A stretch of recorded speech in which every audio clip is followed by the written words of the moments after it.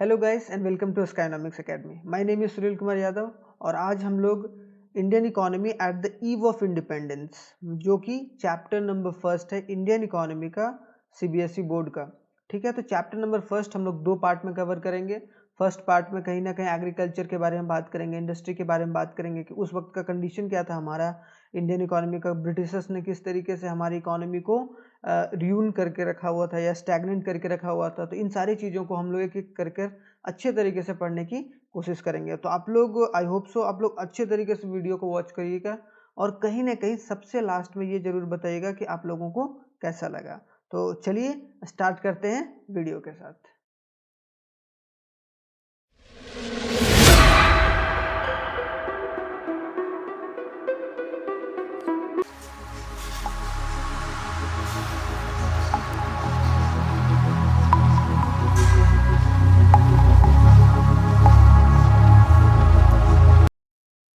करते हैं क्या, क्लास ट्वेल्थ सीबीएसई बोर्ड का आज इंडियन इकोनॉमी का चैप्टर फर्स्ट, इंडियन इकोनॉमी का चैप्टर फर्स्ट। मैं पहले बता दे रहा हूँ, एक बार मैंने पहले भी बता चुका है और मैं फिर से एक बार बता रहा हूँ क्या कि ये दो पार्ट में कवर होगा। टू पार्ट में ये पूरा वीडियो कवर होगा और बहुत अच्छे तरीके से इसे कवर किया जाएगा। ठीक है, तो आप लोग ध्यान पूर्वक देखिएगा अच्छे तरीके से, आप लोगों का पूरा कॉन्सेप्ट क्लियर हो जाएगा इससे जो भी रिलेटेड है, इस चैप्टर से रिलेटेड जो भी चीज़ें हैं। तो आज हम लोग स्टार्ट करते हैं चैप्टर फर्स्ट जिसका नाम है Indian economy on the eve of independence. मैं थोड़ा सा अगर बोला जाए शुरुआत में मैं ये बता देता हूँ कि इस चैप्टर का या इस चैप्टर में क्या क्या या किस तरीके से हम लोग पढ़ने जा रहे हैं। तो हम लोग ये पढ़ने जा रहे हैं इसमें कि इंडियन इकोनॉमी का जो कंडीशन था वो ईव ऑफ द इंडिपेंडेंस मतलब 1947, हमारा भारत कब आज़ाद हुआ, 15 अगस्त 1947।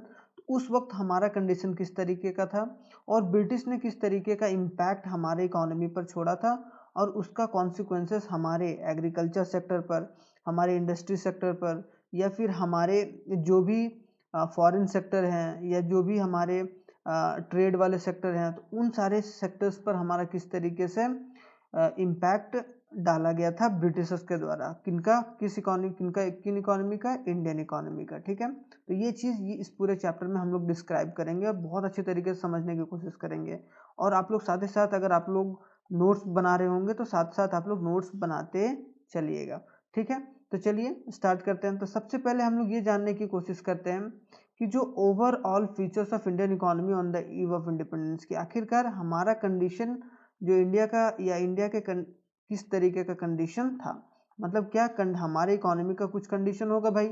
कंडीशन क्या था, अच्छा था, बुरा था या किस तरीके से, जो भी कंडीशन था उसके बारे में हम लोग जानेंगे। तो क्या है, पहला कि before the British rule Indian economy was a vibrant and a prosperous economy. मतलब क्या कि ब्रिटिश के रूल से पहले, मतलब जब ब्रिटिश हमारे देश में आया उसके पहले हम लोग बहुत अच्छे तरीके से अपने जीवन को चला रहे थे और हमारी इकोनॉमी कहीं ना कहीं बहुत अच्छे तरीके से वर्क कर रही थी। और खास कर कर एग्रीकल्चर फ्रंट पर, मतलब जो हमारा एग्रीकल्चर सेक्टर था वो कहीं ना कहीं हम लोग क्या थे, सेल्फ सफिशिएंट थे। क्या थे, सेल्फ सफिशिएंट थे, मतलब हम लोग खुद ही बहुत अच्छे तरीके से अपने गुड्स को प्रोड्यूस कर पा रहे थे और सही तरीके से हम लोग अपने जो भी ओनर ऑफ द लैंड है वो हम लोग खुद हुआ करते थे। कोई मतलब हमारे ऊपर दबाव करा के कोई काम नहीं कराता था। ठीक है, और हमारा industrial sector was famous through out the world. और हमारा इंडस्ट्रियल सेक्टर क्या था, बहुत फेमस था हैंडीक्राफ्ट प्रोडक्ट के लिए जो हाथों से बनाया जाता है। तो हमारे देश के लोगों ने, हमारे देश के लोगों के द्वारा कहीं ना कहीं जो हाथों से बनाया हुआ चीज़ बहुत अच्छा या बहुत अच्छा मार्केट था विदेशों में, मतलब विदेश के लोग बहुत पसंद करते थे। इसकी वजह से क्या, कहीं ना कहीं हमारा इंडस्ट्रियल सेक्टर भी बहुत अच्छे तरीके से था और हमारा export, our export enjoyed a global reputation. और हमारा जो एक्सपोर्ट था वो उसको कहीं ना कहीं ग्लोबल रिप्रेजेंटेशन मिला था। क्या मिला था, उससे ग्लोबल रिप्रेजेंटेशन मिला था। तो देखो यहाँ तीनों सेक्टर, देखो तीन तीन तरीके का सेक्टर होता है। मैं पहले बता देता हूँ एक बार, प्राइमरी सेक्टर, सेकेंडरी सेक्टर और टर्सरी सेक्टर। तो कहीं ना कहीं जो प्राइमरी और सेकेंडरी था उन दोनों में हम लोग ब्रिटिश के आने से पहले बहुत मजबूत थे और साथ ही साथ हमारे देशों में fine quality of textile, cotton textile, जो भी हमारा कॉटन से रिलेटेड, जो भी सिल्क का रिलेटेड या जो भी क्लोथ से रिलेटेड जो भी सारी चीज़ें थे उसका जो फाइन क्वालिटी वो मिलता था हमारे यहाँ, मेटल वगैरह प्रीशियस स्टोन वर्क हुआ करता था, और एक एक्सीलेंट क्राफ्टमैन वगैरह सारा चीज़ हमारी इकोनॉमी में मतलब एक प्रचुर मात्रा में बहुत अच्छे तरीके से हमारी इकोनॉमी में अवेलेबल था। लेकिन but the British rule mark the beginning of systematic exploitation. लेकिन सिस्टमैटिक एक्सप्लॉयटेशन होने लगा कब? जब ब्रिटिश का एंट्री हुआ हमारे इकोनॉमी में। तो यहाँ तक आप लोगों को क्लियर होगा, ठीक है। उसके बाद एग्रीकल्चर सेक्टर को एक्सप्लॉइट किया गया भाई। पहले क्या किया गया कि सिस्टमैटिक तरीके से हमारी इकोनॉमी को बर्बाद किया गया। पहले प्राइमरी को किया, फिर सेकेंडरी को किया, फिर हमारा टर्सरी सेक्टर को किया। उसके बाद कहीं ना कहीं ये पूरे हमारे इकोनॉमी को एक तरफ से कब्जा करके और अपने तरीके से ये लोग ये अपनी कंट्री के फ़ायदे के लिए, जो इंग्लैंड था उसके फ़ायदे के लिए कहीं ना कहीं यूज़ करने लगे हमारे इकोनॉमी को। तो agriculture sector was exploited as a source of revenue. कि as a source of revenue ये लोग एग्रीकल्चर को, क्योंकि हम लोगों के अंदर शुरुआत से ही क्या है कि हम लोग धरती को एक माँ के जैसा पूछते हैं, ठीक है। लेकिन जब ब्रिटिश आया तो कहीं ना कहीं उसे एक्सप्लॉइट करना शुरू किया और उससे जितना ज़्यादा से ज़्यादा रेवेन्यू हो सके उसे जनरेट करना शुरू किया। ब्रिटिश जो इंडस्ट्रियल सेक्टर था was destroyed by exploiting a domestic market. के जो भी हमारा डोमेस्टिक मार्केट था, जो भी हम लोग क्या अभी हम लोगों ने पढ़ा कि हैंडीक्राफ्ट का प्रोडक्ट बनाते थे, जो भी मेटल था या ग्लोबल रेपुटेशन वगैरह था, वो सब सारा कहीं ना कहीं डैमेज कर दिया गया ब्रिटिश के द्वारा। और export of raw material was encourage to promote the supplies to the British industry.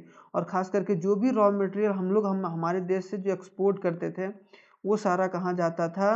England जाता था। मतलब जो भी ब्रिटिश इंडस्ट्री है खास करके इंग्लैंड में, वहाँ पर हमारा सारा रॉ मटेरियल जाता था। तो कहीं ना कहीं क्या है कि एक्सपोर्ट ड्यूटी वगैरह जो भी हमारे देश में आता था या जो भी टैक्सेस वगैरह आता था वो बहुत कम आता था, या ब्रिटिश अपने हिसाब से तय करता था, ठीक है। आई होप सो यहाँ तक आप लोगों को क्लियर होगा। फिर क्या, import of British goods was encourage and give a impetus on the industrial. और कहीं ना कहीं हमारे हमारे घर से वो या हमारे कंट्री से वो रॉ मटेरियल ले जाते थे और फिनिश्ड गुड ला के हमारे देश में बेचते थे। क्या बेचते थे? फिनिश्ड प्रोडक्ट बेचते थे।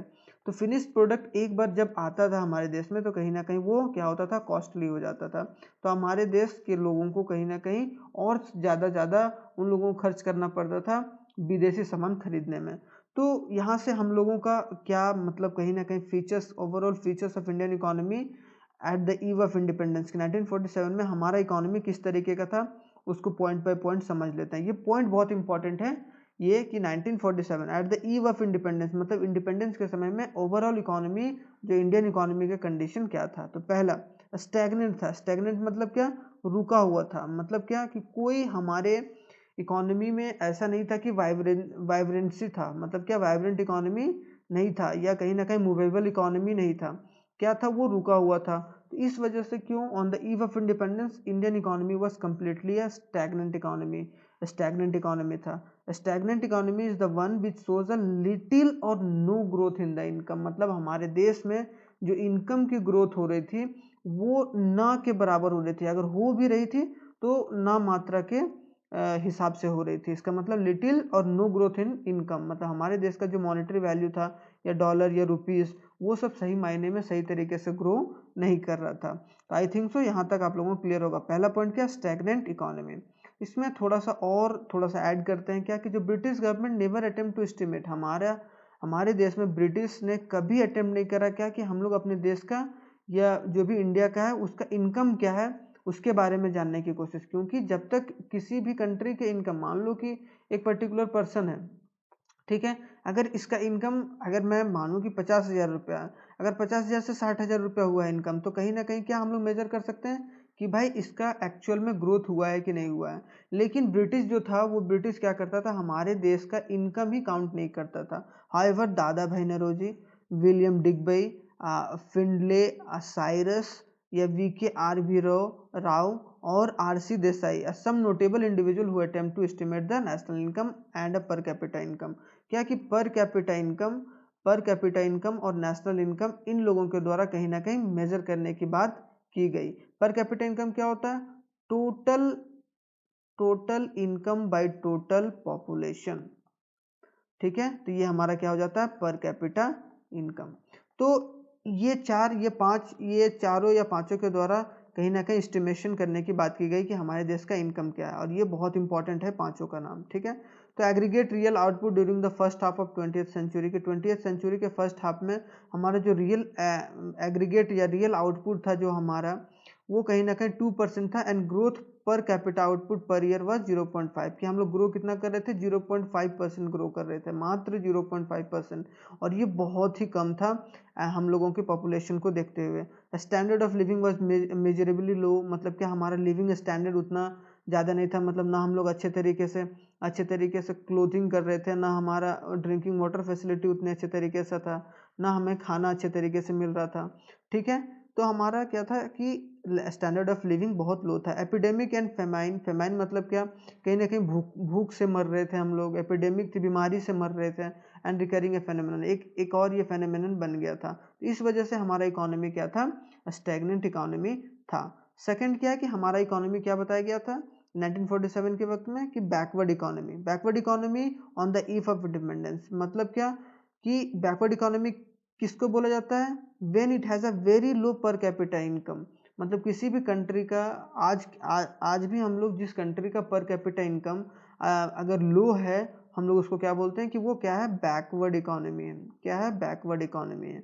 तो कहीं ना कहीं हमारा देश बैकवर्ड इकोनॉमी था। क्यों, क्योंकि इसमें रीजन पूछ लिया जाएगा भाई, मान लो कि अगर पूछ लिया क्या कि बैकवर्ड इकोनॉमी क्यों था, तो क्यों था, क्योंकि हमारा पर कैपिटा इनकम बहुत कम था। 1947-98 में बताया भी गया है कि पर कैपिटा इनकम इंडिया का कितना था, मतलब 230 रुपया। मान लो यार, क्या है 230 रुपया, क्या है 230 रुपया उस वक्त था पर कैपिटा इनकम। मतलब एक साल में एवरेज एक इंसान 230 रुपया कमा रहा था। ठीक है, ये एवरेज इनकम है जिसको हम लोग पर कैपिटा इनकम 230 रुपया था मात्र। ठीक है, वाइड स्प्रेड अनएम्प्लॉयमेंट, हमारा अनएम्प्लॉयमेंट बढ़ गया था, बेरोजगारी बढ़ गया। Bulk of population was very poor, ज़्यादा से ज़्यादा पॉपुलेशन हमारा क्या, पुअर था। विदाउट सफिशिएंट फूड, उन लोगों को ना खाना मिल रहा था, ना क्लोथिंग मिल रहा था, ना शेल्टर मिल रहा था, ना घर मिल रहा था। तो कहीं ना कहीं अनएम्प्लॉयमेंट की वजह से गरीबी भी बढ़ता ही चला जा रहा था। मान लो कि लोगों के पास पैसा ही नहीं होगा तो क्या होगा, लोग गरीबी से मरेंगे। और फिर वो जो भी ब्रिटिश बोलता था वो इन लोगों को करना पड़ता था, ना चाहते हुए भी। तो I hope so backward economy के बारे में भी आप लोगों को क्लियर होगा।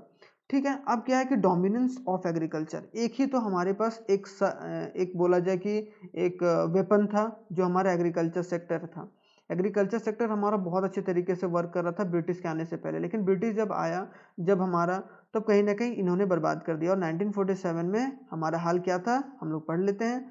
क्या है कि ये एक प्रिंसिपल सोर्स ऑफ लिवलीहुड था हमारे लोगों का। मतलब एक ऐसा लिवलीहुड कि मतलब सब लोग लगभग 85 या 82% के आसपास में लोग ज़्यादातर यहीं से इनकम को जनरेट करते थे। देखो यहाँ पर डेटा भी दिया, और nearly 72% of the countries working population was engage in agriculture. मतलब 100 लोग अगर भारत में थे उस वक्त, तो उसमें से 72 लोग किसमें अब कहीं ना कहीं कंट्रीब्यूट कर रहे थे, या किसमें इंगेज थे, किसमें काम कर रहे थे, एग्रीकल्चर सेक्टर में। However contribution of agriculture to the GDP, और जो हमारा ग्रॉस डोमेस्टिक प्रोडक्ट है, जीडीपी, ग्रॉस डोमेस्टिक प्रोडक्ट, जो हमारे देश का जो टोटल इनकम आ रहा था, वो क्या 50% यहीं से आ रहा था। मतलब क्या, अगर हमारा भारत 100 रुपया कमा रहा था उस वक्त, तो कहीं ना कहीं कितना इनकम जनरेट कर रहा था, 50 रुपया। वो सिर्फ ओनली एग्रीकल्चर सेक्टर से, जो हमारा प्राइमरी एग्रीकल्चर, मतलब प्राइमरी सेक्टर से आता था। प्राइमरी सेक्टर एग्रीकल्चर सेक्टर होता है, तो यहाँ से हमारा आता था। मतलब क्या, 72% लोग इसमें एंगेज थे, और 50% पैसा हमारा कहाँ से आता था, हमारी कंट्री का पैसा एग्रीकल्चर सेक्टर से। ठीक है, this sector suffered from low productivity. हमारे देश में लो प्रोडक्टिविटी, जो लैंड का प्रोडक्टिविटी घटा दिया गया। इसको प्रोडक्टिविटी क्या होता है, प्रोडक्टिविटी क्या होता है भाई, अगर मान लो कि ये पर्टिकुलर लैंड है, ठीक है, ये पर्टिकुलर लैंड है, इसमें अगर मान लो कि पहले इतने इतने इतने में 50 kg या 50 kg ऑफ राइस हम लोग जनरेट कर पा रहे थे। क्या कर पा रहे थे, 50 kg ऑफ राइस। लेकिन अब अगर हम 40 kg ऑफ राइस जनरेट कर पा रहे हैं या प्रोड्यूस कर पा रहे हैं, तो कहीं ना कहीं क्या हो गया, 10 किलो से या 10 kg से हम लोगों ने क्या करा, कम कर दिया अपनी प्रोडक्शन को। क्यों, तो इसका मतलब क्या हो गया, प्रोडक्टिविटी कम हो गया। तो आई होप सो ये भी समझ में आ गया होगा डोमिनेंस ऑफ एग्रीकल्चर। फोर्थ क्या है, ब्लिक इन इंडस्ट्रियलाइजेशन। मतलब क्या, ये सेकेंडरी सेक्टर पर भी वॉर हुआ था हमारा भाई। मतलब सेकेंडरी सेक्टर का क्या कंडीशन था, तो prior the British rule industry sector was well known as handicraft. हमारे देश हैंडीक्राफ्ट से जाना जाता था, और कहीं ना कहीं डिस्क्रिमिनेटरी की वजह से डिस्ट्रॉय कर दिया गया। मतलब ब्रिटिश अपनी पॉलिसी की वजह से हमारा जो इंडस्ट्री था वो पूरा डिस्ट्रॉय हो चुका था। तो ये एक बहुत इंपॉर्टेंट बात आप लोगों को यहाँ से जानने को मिलता है, ठीक है।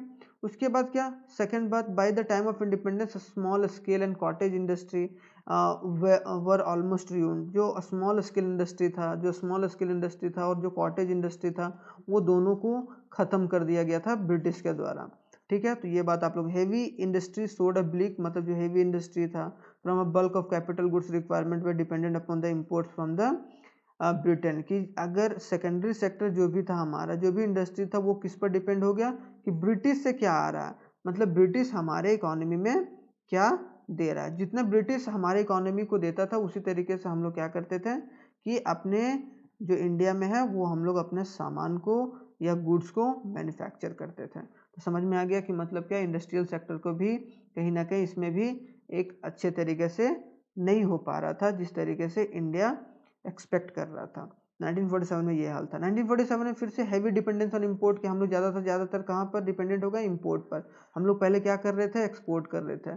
अब एक्सपोर्ट में क्या होता है कि अगर एक्सपोर्ट करता है कोई, मान लो कि तुम कहीं ना कहीं कुछ चीज़ बेच रहे हो, तो तुम्हारे पास पैसा आ रहा है ना डॉलर या रुपया में, लेकिन अचानक से तुम इंपोर्ट करने लगोगे, मतलब कहीं से खरीदने लगोगे, तो तुम्हारा क्या होगा, डॉलर और रुपया क्या होगा, आपके पैकेट से चला जाएगा उस कंट्री को जिस कंट्री से आप खरीद रहे हो। तो इस वजह से कहीं ना कहीं हम लोग इंपोर्ट, इसका मतलब क्या, हमारे कंट्री से पैसा विदेश में जाने लगा, ना कि विदेश का पैसा हमारे देश में आता था। तो armed force of country also dependent on the foreign import, की फॉरेन इंपोर्ट पर जितना भी हमारा आर्म्स वगैरह था वो उस पर डिपेंडेंट था कि इंपोर्ट कितना कर रहे हैं। Besides several consumer goods like sewing machine, मतलब जो कपड़ा सिलने वाला मशीन होगा, मेडिसिन होगा, कैरोसिन ऑयल हो गया, बाईसाइकिल हो गया, are used to import from abroad. और ये सारी चीज़ें इम्पोर्ट होना शुरू हो गया था अब्रॉड से। तो ये एक बहुत बड़ा कारण था, इस वजह से कहीं ना कहीं हेवी डिपेंडेंस ऑफ इम्पोर्ट थे हमारा जब इंडिपेंडेंस था, ठीक है।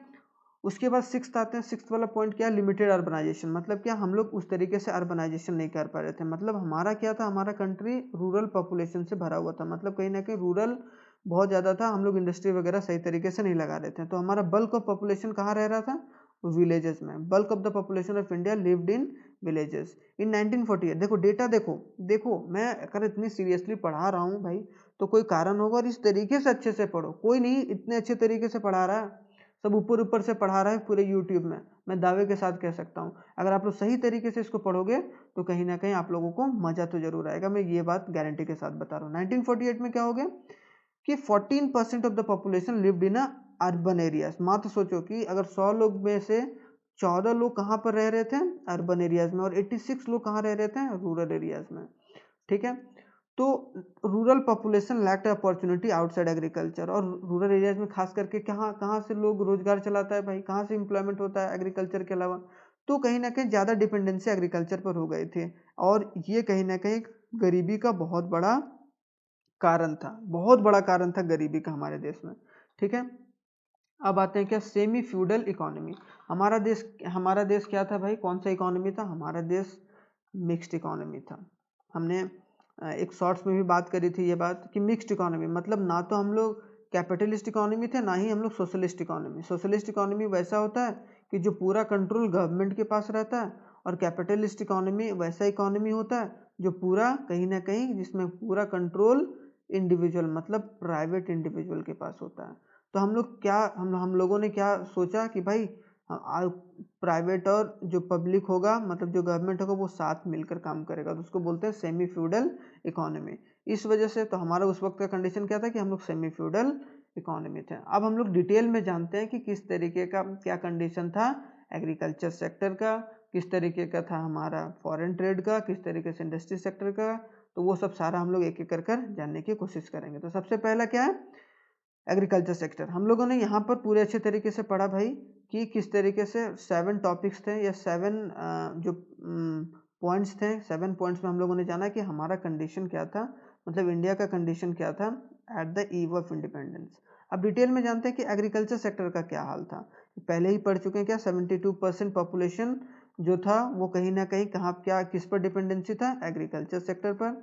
और 50% जो आ रहा था, 50% जो हमारा पैसा आ रहा था भारत में, या जो भारत जितना भी 50% पैसा जो जनरेट कर पा रहा था, वो कहाँ से कर रहा था, एग्रीकल्चर कल्चर सेक्टर से, एग्री सेक्टर से कर पा रहा था। ठीक है, following were the principal features of Indian agriculture, और प्रिंसिपल फैक्टर्स पढ़ लेते हैं एक एक कर कि क्या क्या कंडीशन था। पहला, लो प्रोडक्शन एंड प्रोडक्टिविटी। मैंने पहले ही बताया कि क्या हो गया, धीरे धीरे जब ब्रिटिश अपना पैर जमाना शुरू किया तो कहीं ना कहीं क्या हो गया कि वो पूरा तो इकोनॉमी डिस्टर्ब कर चुका था, लेकिन 1947 में क्या हालत था कि हमारा इकोनॉमी जो भी लैंड था उसमें प्रोडक्शन कम हो गया था, प्रोडक्शन कम हो गया था, और साथ ही साथ क्या, प्रोडक्टिविटी भी कम हो गया था। मैंने बताया था प्रोडक्टिविटी क्या होता है।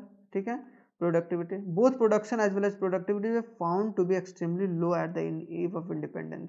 कि क्या हमारा प्रोडक्टिविटी घट गया था, मतलब मान लो कि 50 केजी ऑफ राइस पहले एक particular 1 hectare of the land से अगर जनरेट कर रहे थे, 1 हेक्टेयर ऑफ द लैंड से, तो अब क्या है कि 40 केजी ऑफ राइस जनरेट कर रहे हैं, 40 केजी ऑफ राइस मतलब 1 हेक्टेयर से। तो सोचो कि क्या कि यार अब धीरे धीरे टेक्नोलॉजी बढ़ रहा है या सारा चीज़ बढ़ रहा है, तो कहीं ना कहीं हम लोगों को ज़्यादा प्रोड्यूस करना चाहिए था, मतलब हमारी प्रोडक्टिविटी हाई होनी चाहिए, लेकिन हमारी प्रोडक्टिविटी कम होते चली गई। तो पहला पॉइंट क्या है एग्रीकल्चर वाले में, लो प्रोडक्शन एंड प्रोडक्टिविटी।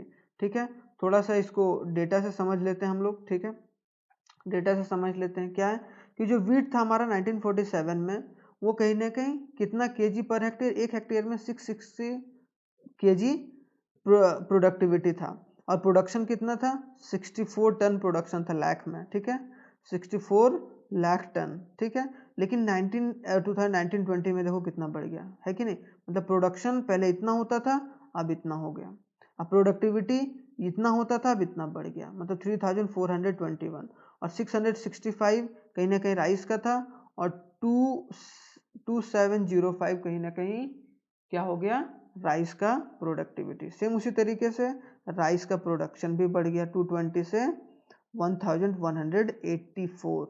ठीक है, तो टेबल क्या शो कर रहा है भाई, productivity of wheat was nearly 5.1 times lower in the 1947 compare to the 2019, मतलब क्या 5 टाइम्स, 5 गुना कम था, 5 गुना कम था। तो ये बात, प्रोडक्टिविटी ऑफ राइस क्या था, 4 टाइम्स कम था, मतलब जो वीट का था वो कितना कितना टाइम्स कम था, 5 टाइम्स कम था, और 4 टाइम्स कम किसका था, राइस का। तो ये बात याद रखना है। क्लियर। उसके बाद क्या, लेवल ऑफ आउटपुट जो था, लेवल ऑफ आउटपुट के कितना हम लोग प्रोडक्शन बढ़ा पा रहे हैं, वट नियरली 16.8%। मतलब क्या कि ये तो हमारा प्रोडक्टिविटी का बात हो गया। क्या बात हो गया, प्रोडक्टिविटी का बात हो गया। आप लोग ये पूरे अच्छे तरीके से बना सकते हो नोट्स। अब ये क्या है, प्रोडक्शन, प्रोडक्शन क्या, प्रोडक्शन कितना, जो वीट का था वो 16.8, मतलब मिनिमम जो था वो 17% के आसपास कम था 1947 में, जो 2019 है इसके, और 5.3 टाइम्स किसके, राइस के। तो आई होप सो आप लोगों को यहाँ ये पॉइंट क्लियर होगा, प्रोडक्शन एंड प्रोडक्टिविटी। अब दूसरा क्या, एक्सप्लॉयटेटिव लैंड सेटलमेंट सिस्टम, कि हमारे देश में एक्सप्लॉयटेटिव लैंड सेटलमेंट सिस्टम इतना गंदा कर दिया गया था, unique system of land settlement. British क्या किया कि इंडिया में यूनिक लाया था भाई, कि यूनिक क्या कि लैंड को किस तरीके से कहाँ और किनको दिया जाएगा और किस तरीके से होगा। तो it is set up a triangular relationship between the government owner and the tiller, मतलब ये ट्रायंगुलर बना दिया था। ट्रायंगुलर इन द सेंस क्या, एक तरफ से सरकार रहेगी, एक तरफ से गवर्नमेंट रहेगा, एक तरफ से टीलर रहेगा, एक तरफ से बताऊंगा टीलर, एक तरफ से ओनर ऑफ द लैंड। समझ रहे हो, मतलब सरकार जो है वो टीलर और ओनर, मतलब ये सरकार बोल दिया क्या भाई तुम ओनर हो, अब ये ओनर क्या करा रहा है, टीलर से काम करा रहा है। तो ओनर ऑफ द सॉइल और टीलर ऑफ द सॉइल क्या होता था, owner of the soil means were the zamindar, जो उस जमीन का मालिक हुआ करते थे, जो पर्टिकुलर जमीन का मालिक होता था उसको हम लोग बोलते थे क्या, ओनर ऑफ द सॉइल, और उसको क्या बोला जाता था, कहीं ना कहीं जमींदार बोला जाता था। ठीक है, और tiller of the soil is the peasant and labourers. और टीलर कौन होता था, टीलर जो पीजेंट्स और जो फार्मर्स होते थे, जो ओनर के खेतों में काम करते थे, पीजेंट या फार्मर। देखो पीजेंट और फार्मर, तो कहीं ना कहीं क्या कि जमींदारी सिस्टम कैसे काम करता था, यहाँ से सरकार बोलता था क्या ओनर को कि मुझे इतना चाहिए, मुझे इतना फंडिंग चाहिए। मान लो कि एक पर्टिकुलर लैंड से वो बोल रहा है क्या कि मुझे 10,000 रुपया चाहिए भाई, अब जैसे भी तुम लाओ, या इतना लगान चाहिए। तो कहीं ना कहीं अब ये जमींदार का फर्ज बन जाता था कि वो यहाँ से टीलर्स लोगों को काम करा के कहीं ना कहीं वो पर्टिकुलर वहाँ चीज, तो ये ट्रायंगुलर शेप बना के रखा था। तो आई होप सो इसी को हम लोग बोलते हैं जमींदारी सिस्टम, जिसको बोला गया बहुत पॉपुलर था, जो कहीं ना कहीं एक यूनिक लैंड सेटलमेंट सिस्टम लाया गया था ब्रिटिश सरकार के द्वारा। तो इसमें डिस्टिंक्ट फीचर्स क्या क्या थे भाई जमींदारी सिस्टम के, तो उसको थोड़ा सा समझ लेते हैं। क्या कि जमींदार वे recognise as a permanent owner, zamindar को क्या माना जाता था कि permanent owner of the soil है। और जमींदार क्या करता था, कल्टीवेट कराता था।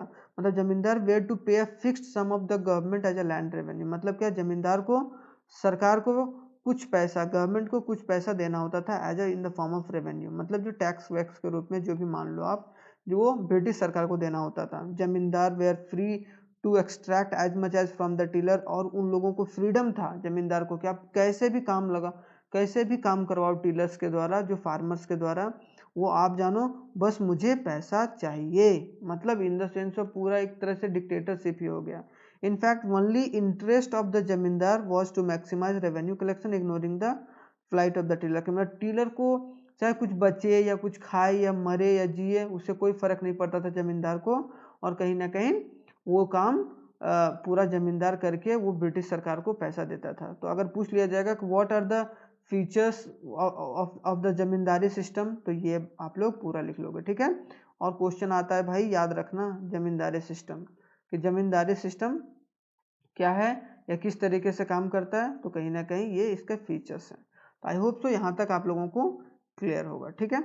उसके बाद आते हैं कि थोड़ा सा उसके बाद एग्रीकल्चर में क्या था, third forced commercialisation of agriculture, commercialisation किया गया, मतलब एग्रीकल्चर जो प्रोडक्ट था वो ना प्रोड्यूस करके वो लोग सेल्फ कंजम्पशन जो ज़्यादा था, मतलब इंडिगो वगैरह ज़्यादा प्रोड्यूस करने की बात की गई, मतलब जो भी कैश क्रॉप था उसको ज़्यादा की, ताकि उन लोगों को फ़ायदा ज़्यादा हो, इन द सेंस की, क्योंकि एग्रीकल्चर बेच के या एग्रीकल्चर प्रोडक्ट बेच के उसको उतना फ़ायदा नहीं हो रहा था, मतलब कॉमर्शियलाइजेशन ऑफ एग्रीकल्चर कर दिया गया। कॉमर्शियलाइजेशन मतलब क्या कि जिसमें वैसा क्रॉप्स को जनरेट करो या वैसे क्रॉप को वो आप प्रोड्यूस करो जिसमें पैसा ज़्यादा हो, ठीक है। Farmers were forced to grow commercial crops and to cope up the needs of British industry, कि जो भी इंडिगो वगैरह, नील की खेती, जो नील की खेती कहाँ ज़्यादातर यूज होती थी, कपड़ों की रंगाई वगैरह में, मतलब जो शर्ट या पैंट वगैरह जो रंगा जाता था ना, वहाँ इंडिगो वगैरह यूज होता था। तो कहीं ना कहीं उसका, क्योंकि वो कपड़ा इंडस्ट्री बहुत बड़ा मार्केट था, तो एग्रीकल्चर को कहीं ना कहीं कम करके ये सब फार्मर से कैश क्रॉप करवाता था या कैश क्रॉप प्रोड्यूस करवाता था। फोर्थ क्या, lack of investment in agriculture infrastructure, और इन्वेस्टमेंट वगैरह एग्रीकल्चर सेक्टर में बहुत ही कम था जमींदारी सिस्टम की वजह से। कुछ कॉलोनियल गवर्नमेंट जो सरकार था वो सही तरीके से कुछ भी इन्वेस्टमेंट नहीं कर रहा था। Permanent means of agriculture was far cry, और सही तरीके से इरीगेशन फैसिलिटी भी नहीं देना। सारा चीज़ कहाँ पर डिपेंड रहता था, रेनी सीजन पर, रेन पर सारा चीज़ डिपेंडेंसी होता था। और ये बोला जाता था टीलर्स को क्या, कि आपको इतना चीज़ या इस तरीके से आप लोगों को प्रोवाइड करना होगा। तो ये सारी बातें, ठीक है। फिफ्थ में क्या होगा, gulf between owners and the soil and the tillers of the soil, कि कहीं ना कहीं गल्फ था, एक बहुत बड़ा खाई था, कितना, ओनर और टीलर के बीच में, मतलब कहीं सही तरीके से पटरी नहीं खाता था भाई।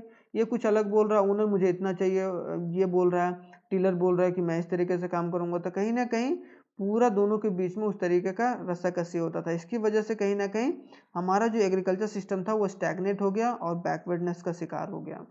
क्लियर। गल्फ मतलब बहुत बड़ा खाई था, ठीक है। सिक्स्थ क्या है कि small and fragmented holding, small और फ्रैगमेंटेड होल्डिंग मतलब क्या कि बहुत कम कम होल्डिंग दिया जाता था लोगों के द्वारा, मतलब छोटा छोटा टुकड़ा, और उसमें बोलता था क्या भाई इतना ज़्यादा उगाओ, ये करो वो करो। तो land holding were both small as well as fragmented, बहुत ज़्यादा बांटा हुआ था। According to most hand holding was uneconomic, क्यों, क्योंकि अब मान लो कि एक बड़ा खेत है, बड़ा खेत में क्या होगा, एक बार में ही सारा काम हो जाएगा, एक बार में ट्रैक्टर लग गया, एक बार में ट्रैक्टर लग के कहीं ना कहीं उसकी जुताई हो गई, ठीक है। उसके बाद उसमें एक बार फसल लग गया, अच्छा एक मतलब बहुत सारे लोग काम करके, अगर छोटा छोटा रहेगा तो उसमें हर एक चीज़ों में दिक्कत होगा, किस तरीके से क्या करना है क्या नहीं करना है। सस्टेनेंस आउटलुक मतलब क्या, farming was taken mostly as a means of sustenance, उन लोगों को एज अ सस्टेनेंस माना जाता था। Sustenance farming is a form of farming in which crops are produce to provide a basic need of family, मतलब वो लोग farmer जो भी टीलर्स वगैरह था या जो भी फार्मर्स था, उन लोगों को सस्टेन करना है, मतलब तुम लोग जियो कैसे करके, बस जियो, जीने के लिए ही वो लोग कहीं ना कहीं काम कर रहे थे एग्रीकल्चर सेक्टर में। और सारा मजा कौन उठा रहा था? ब्रिटिश सरकार उठा रहा था। ठीक है, आई होप सो 7 पॉइंट आप लोगों का क्लियर होगा। तो जल्दी से जान लेते हैं क्या कि backwardness of agriculture is explain in the terms of characteristics of agriculture on the if of independence. की बैकवर्डनेस किस पर डिपेंड था? अगर आ गया क्वेश्चन में क्या बैकवर्डनेस ऑफ एग्रीकल्चर का फीचर्स बता भाई, तो low productivity, lack of investment, small fragmented holding and sustenance outlook, ये सब चीज। अगर स्टैग्नेंट की रुका हुआ कैसे था, उसका फीचर्स बताइए। तो रुका हुआ फीचर्स का क्या? Exploitative land settlement under the British right. Land settlement मतलब जमींदारी सिस्टम की वजह से छोटा छोटे लैंड दिए जा रहे थे उन लोगों को। फोर्स्ड कमर्शियलाइजेशन ऑफ एग्रीकल्चर हो रहा था। और see gulf between owners of the land and tillers of the soil, और गल्फ एक बहुत बड़ा खाई था, इसकी वजह से स्टैग्नेंट हो गया। तो ये दोनों बहुत इंपॉर्टेंट है, आप लोग जरूर अच्छे तरीके से इसे देखिएगा। ठीक है, अब थोड़ा सा फेमैन के बारे में भी जान लेते हैं। क्या फेमैन इन इंडिया? फेमैन मतलब क्या? भूखमरी से कैसे लोग मर रहे थे। ठीक है, भूखमरी से मतलब लोगों को भूख ही नहीं मिल रहा था, सीवियर शॉर्टेज ऑफ फूड। उसकी उसकी वजह एक और थी कि जो कॉमर्शियलाइजेशन ऑफ एग्रीकल्चर किया गया, मतलब कहीं ना कहीं हम लोग फूड ग्रेन्स न प्रोड्यूस करके हम लोग कैश क्रॉप्स जनरेट कर रहे थे। ठीक है, तो 1760 to 1973 India was hit by the terrible famine on a regular basis. और 1760 से 1943 तक कहीं ना कहीं लगातार बोला जाए कि 1939 टू 1945 क्या हमारा सेकेंड वर्ल्ड वॉर था, तो यहाँ तक 1945 तक कहीं ना कहीं हमारा देश फेमाइन से जूझता रहा। 1943 में सबसे बड़ा फेमाइन आया था हमारे देश में, Bengal famine. More than 85 million population, 85 million मतलब क्या? 1 मिलियन में 10 लाख होता है, मतलब 8.5 करोड़ लोग died owing to a repeated famines. मतलब क्या? उतने लोग मर गए थे किससे? फेमाइन से। 85 लोग, 85 को 1 मिलियन में 10 लाख होता है, तो इसी तरीके से 85 इंटू 10 मान लो। तो सोचो, in contrast there has been no famine related to the date since independence. लेकिन जब से भारत आज़ाद हुआ है तब से कहीं ना कहीं एक बार भी ऐसा सीन नहीं आया कि फेमाइन आ गया है। ठीक है, मतलब लोग भूख से मर रहे हों, ये नहीं आया। तो ये एक बहुत बड़ी अचीवमेंट हमारे देश के लिए। भूख से कितने लोग मरे थे, ये बात हम लोगों को पता होना चाहिए। तो आई होप सो ये भी बात क्लियर होगा। अब थोड़ा सा ये भी जान लेते हैं जल्दी से कि पार्टीशन ऑफ कंट्री, हमारा जब पार्टीशन हुआ 1947 में, जब हमारा इंडिया पाकिस्तान का पार्टीशन हुआ, क्या हुआ? इंडिया पाकिस्तान का पार्टीशन हुआ, तब हमारे देश में क्या कंडीशन था, या फिर उसका इम्पैक्ट किस तरीके से हमारे देश में पड़ा। ठीक है, the partition of a country has a negative impact on Indian agriculture. Partition हुआ तो हमारे देश को कहीं ना कहीं एग्रीकल्चर सेक्टर में एक नेगेटिव इफेक्ट पड़ा। India got 82% of population and 65% of food grain areas. India तो क्या हुआ कि 82% पॉपुलेशन, जो भी 82% जितने पॉपुलेशन थे हमारे देश में, पूरे एशिया में माना जा रहा था उस वक्त, उसमें 82% जो था वो कहीं ना कहीं इंडिया में रह गए, और 18% जो थे वो कहीं ना कहीं पाकिस्तान, बांग्लादेश वगैरह में चले गए। पाकिस्तान और बांग्लादेश, जिसको कहीं ना कहीं दोनों को पहले पाकिस्तान ही बोला जाता था, ईस्ट पाकिस्तान, वेस्ट पाकिस्तान। ठीक है, ईस्ट पाकिस्तान और वेस्ट पाकिस्तान कैसे? ईस्ट वेस्ट, मतलब जो बांग्लादेश को था वो यहाँ है अभी, तो बांग्लादेश को हम लोग बोलते थे ईस्ट पाकिस्तान, ईस्ट पाकिस्तान। ठीक है, और जो वेस्ट में अभी पाकिस्तान है उसे हम लोग बोलते थे वेस्ट पाकिस्तान। ठीक है, तो ये दोनों को अलग कर दिया गया था 18% देके। तो कहीं ना कहीं जो rich food areas of west Punjab का एरिया और सिंध वाला एरिया वेंट टू पाकिस्तान, वो पाकिस्तान में चला गया। इस वजह से कहीं ना कहीं थोड़ा बहुत फूड क्राइसिस इस वजह से भी हमारे देश में आया था। ये भी बहुत बड़ा रीजन था फूड क्राइसिस का। ठीक है, आई होप सो ये भी आप लोगों को क्लियर होगा। उसके बाद अब थोड़ा सा फटाक से ये जानने की कोशिश करते हैं कि इंडस्ट्री सेक्टर किस तरीके से इम्पैक्ट किया गया था हमारा। इंडस्ट्री सेक्टर किस तरीके से इम्पैक्ट हुआ था? Prior to the British rule, textile industry of India was famous worldwide. हमारा टेक्सटाइल इंडस्ट्री बहुत फेमस था। और जो हमारा Dhakai muslin found in a Bengal is a place near a Dhaka, present capital Bangladesh में है। जो डेकाई मुस्लिन पाया जाता था was a famous all over the world, finest cotton textile. इसे फाइनेस्ट कॉटन टेक्सटाइल जो पाया जाता था वो हमारे देश में पाया जाता था उस वक्त। मलमल was a finest variety of muslin was primarily वोन बाय द रॉयल्टी। मलमल के अपने बोलते थे कि मलमल के कपड़े, भाई मलमल के कपड़े बहुत अच्छे तरीके से हमारे देश में, मतलब एक से एक चीज़ पाया जाता था। और और giving it a name of मलमल सहाई और मलमल खास बोला जाता था उसे। सिस्टमैटिक डी इंडस्ट्रियलाइजेशन, हमारे देश का जो इंडस्ट्री सिस्टम था वो बहुत सिस्टमैटिक तरीके से ब्रिटिश के द्वारा बर्बाद किया गया। तो इसको हम लोग एक एक कर पॉइंट जान लेते हैं किस तरीके से एक्सप्लॉइट किया गया था।